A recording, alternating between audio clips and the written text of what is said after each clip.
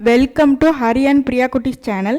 இன்றைக்கி நம்ம சேனலில் என்ன வீடியோ பார்க்க போகிறோம் அப்படின்னா ஒரு ஹெல்த்தியான டிஃபன் ரெசிபி தான் பார்க்க போகிறோம். பீட்ரூட் உப்புமா சாப்பிடாத குழந்தைங்க கூட இந்த மாதிரி உப்புமா செஞ்சு கொடுத்தீங்க அப்படின்னா நல்லா சாப்பிடுவாங்க. ரொம்பவுமே டேஸ்டியான ஹெல்த்தியான இந்த பீட்ரூட் உப்புமா எப்படி செய்யலான்னு பார்க்கலாம் வாங்க. ஸ்டவ்வில் இந்த மாதிரி கடாய் ஒன்று வச்சுக்கோங்க. நீங்கள் எதில் உப்புமா கிண்டுவீங்களோ அதை வச்சுக்கோங்க. கொஞ்சமாக ஆயில் சேர்த்துக்கோங்க. நீங்கள் கீ சேர்க்க விருப்பப்பட்டீங்க அப்படின்னா குழந்தைங்களுக்காக கீ கூட சேர்த்துக்கலாம்.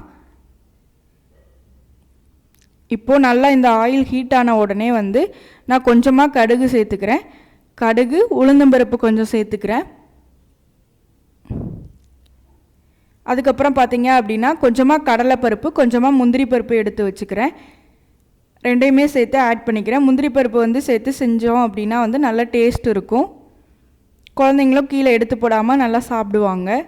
இப்போது எல்லாத்தையுமே சேர்த்துட்டு நல்லா வதக்கி விட்டுக்கிறேன். பொன்னிறமாக முந்திரி பருப்பு கடலைப்பருப்பு ரெண்டுமே பொன்னிறமாக வதங்க வரைக்கும் நான் வதக்கி விட்டுக்கிறேன்.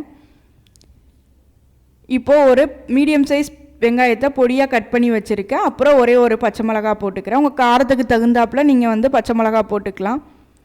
இப்போ இதை எல்லாமே சேர்த்து நல்லா வதக்கி விட்டுக்கோங்க.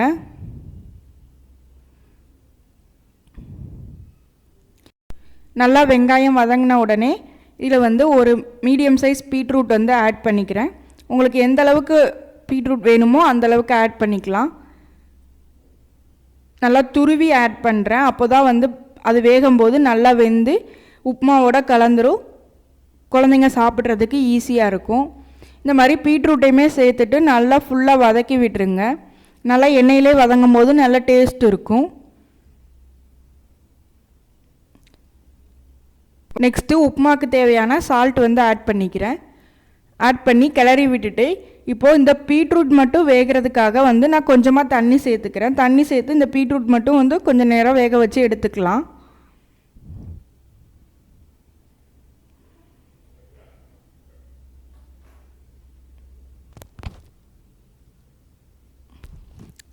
பாருங்கள், பீட்ரூட் நல்லா வெந்து வந்துடுச்சு.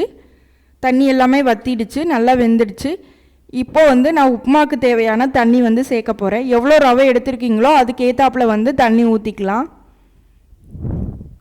தண்ணி ஊற்றி இப்போ இதை நல்லா கொதி விட்டுடலாம். கொதி விட்டதுக்கப்புறம் ரவை சேர்த்தா போதும்.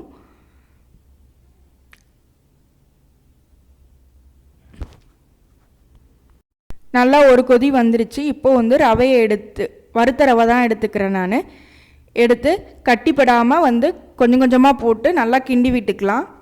கட்டி சேர விட்டுறக்கூடாது. நீங்கள் அப்படியே ரவையை போட்டுக்கிட்டே கிண்டினீங்க அப்படின்னா நல்லா கட்டி சேராமல் ஒரு சேர வந்துடும். ரவை தண்ணி எல்லாமே உறிஞ்சு வரணும். ஸோ அது வரைக்கும் கிண்டி விட்டுக்கோங்க. நல்லா கிண்டி விட்டு உப்புமா ரெடி ஆயிடுச்சு. பாருங்கள், ரொம்பவுமே டேஸ்டியான ஹெல்த்தியான பீட்ரூட் உப்புமா ரெடி. நீங்கள் இதை குழந்தைங்களுக்கு கொடுத்தீங்க அப்படின்னா நல்லா சாப்பிடுவாங்க. கண்டிப்பாக நல்லா சாப்பிடுவாங்க. பீட்ரூட்டோட அந்த ஸ்வீட்னஸோட சூப்பராக இருக்கும் இந்த பீட்ரூட் உப்புமா. கண்டிப்பாக உங்கள் குழந்தைங்களுக்கு இந்த மாதிரி ட்ரை பண்ணி பாருங்கள். ரொம்பவுமே டேஸ்டியான ஹெல்த்தியான பிரேக்ஃபாஸ்ட் ரெசிபி இது. கண்டிப்பாக ட்ரை பண்ணி பாருங்கள். தேங்க்யூ.